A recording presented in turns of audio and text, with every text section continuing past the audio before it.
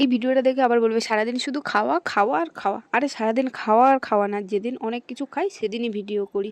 তো আজকেরও তাই খাওয়া দাওয়া শুরু করে দিয়েছি দিদার বাড়িতে। আর আজ সারাদিন কি কি খাই সেটাই তোমাদের সাথে শেয়ার করবো। চলো পুরো ভিডিওটা একদম প্রথম থেকে শুরু করি। তো সকালে ঘুম থেকে উঠেই প্রথমে খেলাম ঠাকুরের প্রসাদ। কাল রাতে পুজো দিয়ে এসেছিলো মা কালীর, এখানে অনেক বড় করে পুজো হয়েছে, সেইটাই খেয়ে নিলাম। আর তারপর দিদা সকাল সকাল রান্না করেছিল ডিমের তরকারি, বেগুন ভাজা আর গরম গরম ভাত। আমি অনেক দিন হয়ে গেল যে সকালে ভাত খাই না, কিন্তু দিদার বাড়িতে গেছি আর দিদা রান্না করে যত্ন করে খেতে দিয়েছে, খাবো না এটা কখনো হতে পারে না। তাই সকাল সকাল খেয়ে নিলাম আর ভীষণ ভালো লাগছিলো। আর তারপরে একটু ঘুমিয়ে পড়েছিলাম আর 12টার দিকে উঠে খেয়েছিলাম একটা আম। আর এই আমটা এত মিষ্টি ছিল কি বলবো, দারুণ খেতে ছিল, দারুণ।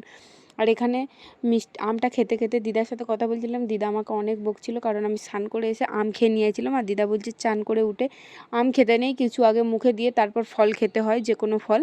তো তার জন্য দিদা একটু বকা দিচ্ছিলো, কিন্তু আমটা দারুণ মিষ্টি ছিল আর দারুণ খেতে ছিল। তারপর আম খাওয়ার পর এখানে চলে এসেছিলাম ঠাকুরের ভোগ খেতে, মানে নেমন্তন্নই ছিল। আর এখানে অনেক বড় করে কালী পূজা হয়েছে, তোমাদেরকে তো বললাম আগে।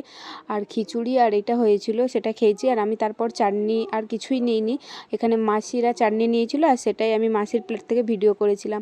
আর বিকালে বাড়ি চলে এসেছিলাম আর বাড়ি আসার সময় খেয়েছিলাম ফুচকা।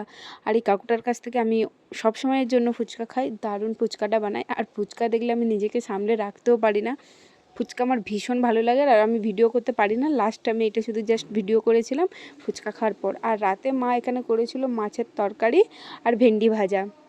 আর এটা ছিল রুই মাছ, যেটা আমার সবসময় ফেভারিট। আমি সেরকম কোনো মাছ খাই না, কিন্তু রুই মাছটা অনেক পছন্দ করি। আর এটা দিয়ে আমি এখন রাতের খাবারটা খেয়ে নিচ্ছি।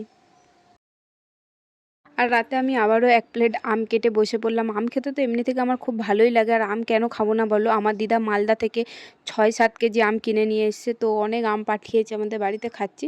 তবে হ্যাঁ, আমি এতটা আম খাবো না, মায়ের জন্য কিছুটা রাখবো আর আমি একটু খেয়ে নিচ্ছি।